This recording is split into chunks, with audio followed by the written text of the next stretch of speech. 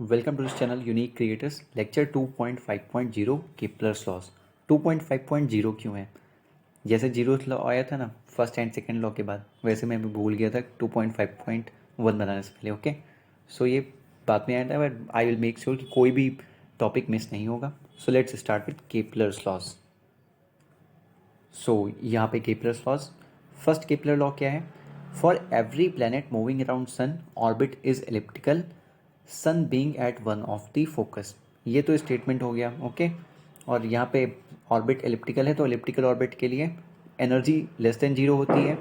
अगर equal to zero हुई तो पैराबोला, अगर स्पेसिफिक निगेटिव एनर्जी है तो उस केस में एक केस आता है जहाँ पे सर्कल होता है। Okay, and E greater than zero है तो हाइपरबोला। वैसे ही आप स्मॉल ई के लिए कमेंट सेक्शन में बता सकते हो कौन सी वैल्यू पे हाइपरबोला, पैराबोला, सर्कल या एलिप्स होता है। ओके, सो ये कोनिक सेक्शन का वो फॉर्मूला है कौन से कोऑर्डिनेट्स में? स्फेरिकल पोलर कोऑर्डिनेट्स में। लिखते हैं l by are equal to 1 + E cos theta minus theta naught. ये है ई मतलब इसेंट्रिसिटी और एल है हमारा semi latus rectum. Okay, J square by के एम। नेक्स्ट सेकेंड लॉ क्या है? Law of area. Every planet sweeps out equal area in equal time, या फिर कह सकते हैं areal velocity is constant. Okay, ये हमारा प्लैनेट सन हो गया यहाँ से, और ये अर्थ हो गया, मान लो घूम रहा है ऐसे। यहाँ से इस पॉइंट से जाने में इस पॉइंट तक कुछ एरिया उसने कवर किया, स्वेप्ट किया। ओके, सो यहाँ पे मान लेते हैं आर, यहाँ पे आर प्लस डेल आर हो जाएगा। ये टाइम टी था, यहाँ पे T plus delta T time हो गया। ये डेल्टा आर डिस्टेंस यहाँ पे ट्रेवल किया। ये थीटा है, ये डी थीटा है, ये सन है। ओके, सो ये आपको ट्रायंगुलर शेप में लग रहा है तो हम ट्रायंगल का यहाँ पे एरिया निकाल सकते हैं। ओके, क्या आ जाएगा यहाँ पे? हाफ बेस इंटू हाइट होता है। बेस क्या है? Delta R. हाइट क्या है? Small R. Okay, R cross delta R आ गया, आर डेल्टा आर। यहाँ पे डेल्टा आर क्या होगा? यू नो डेल्टा आर क्या होगा? आर डी थीटा होता है। Okay, so half R square D theta आ गया। बट इससे हमें मतलब नहीं, मैंने बता दिया। अगर कहीं पे नीड हो तो आप देख सकते हो। ओके, सो हम इसको कंटिन्यू करेंगे, इसे लिमिट लेंगे एंड डेल्टा टी से डिवाइड करेंगे। सो हम इसका टाइम को से हम ले आए नीचे। Delta A by delta t equal to half r limit delta t tends to zero del r by t, delta r by delta t. ये हमने डेरिवेटिव ले लिया, आप ऐसा सोच सकते हो। ओके, सो लिमिट लगा दिया हमने। सो ये delta A by delta T क्या हो जाएगा? लेट्स सी, वो तो वैसे ही रहेगा। Okay, D A by d T आप लिख सकते हो। आपको पता होना चाहिए कि लिमिट कौन से, लिमिट का कब यूज़ करना होता है और डिफ्रेंसिएशन का कब यूज़ करना होता है। ओके, आप कमेंट सेक्शन में बता सकते हो, नहीं पता है तो मुझसे पूछ सकते हो। ओके, सो ये delta r by delta T क्या हो जाएगा? वी हो जाएगा, डेल्टा वी। सो ये हो गया half R cross delta V. So ये एम बाई एम क्यों लिखा है? ये मैंने खुद से लिखा। ओके, क्योंकि मुझे कुछ और यहाँ पे जनरेट करना है। ये हो गया जे बाई टू एम। ये कैसे हो गया? क्योंकि एम वी आर ये क्या होता है? जे होता है angular momentum. Okay, divide by two m, तो जे बाई टू एम। ये d A by d t equal to J by two m हो गया।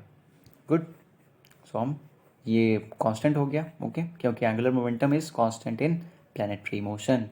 कैसे एंगुलर मोमेंटम कांस्टेंट है? आप ये भी कमेंट कर सकते हो, मैं पढ़ा चुका हूँ पहले। ओके, क्योंकि टाउ जो है वो जीरो होता है, टॉर्क नहीं लगता वहाँ पे। Good, so D A by d T constant है, जे इक्वल टू कॉन्स्टेंट आ गया।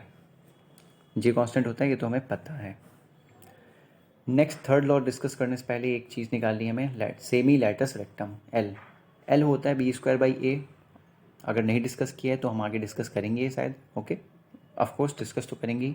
ये बी स्क्वायर बाई ए होता है। बी और ए क्या होता है? Let me tell you. अब ये जो पार्ट है जो हॉरिजेंटल में आप देख रहे हो, ओके, ये ए है फुल। जो ये होगा ये टू ए मान लिया मैंने, तो हाफ ये ए होगा।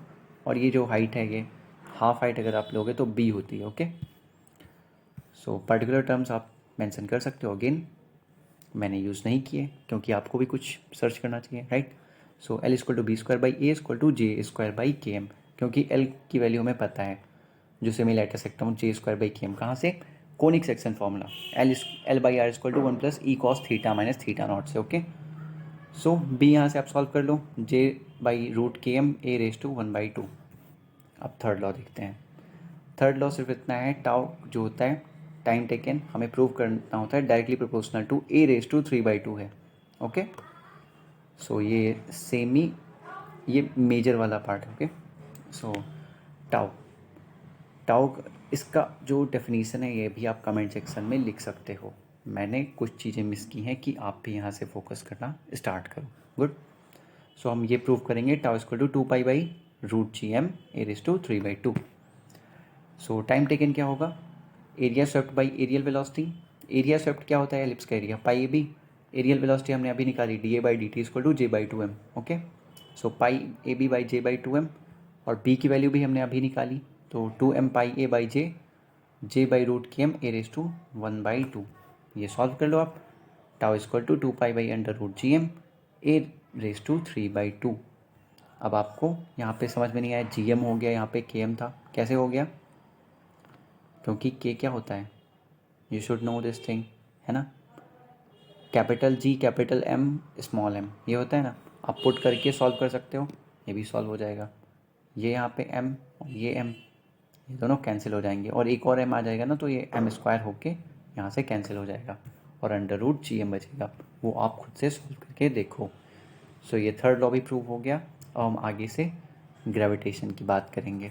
सो keep watching and keep sharing these videos. Take care, bye bye.